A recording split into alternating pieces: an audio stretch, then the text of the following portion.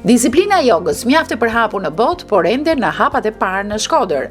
Aurora Kopliku, pasi përfundon studimet në shkencat politike, rrethanat e jetës, e nxisi në studime të reja ato të jogës.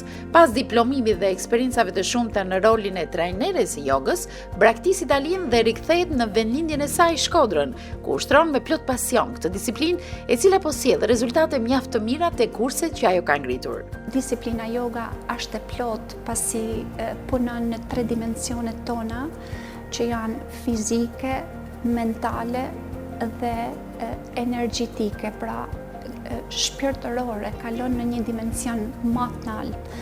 Kurse në pjesën e dytë të emisionit vëmendja do të përqendrohet tek 20 vjetori i bandës muzikore The Door, e cila mes të tjerave do të vlerësohet si nderi i qarkut Shkodër. Këshilli i qarkut Shkodër ka vendosur të nderojë trupin muzikor The Door me titullin i lartë vendor, Nderi i Këshillit të Qarkut.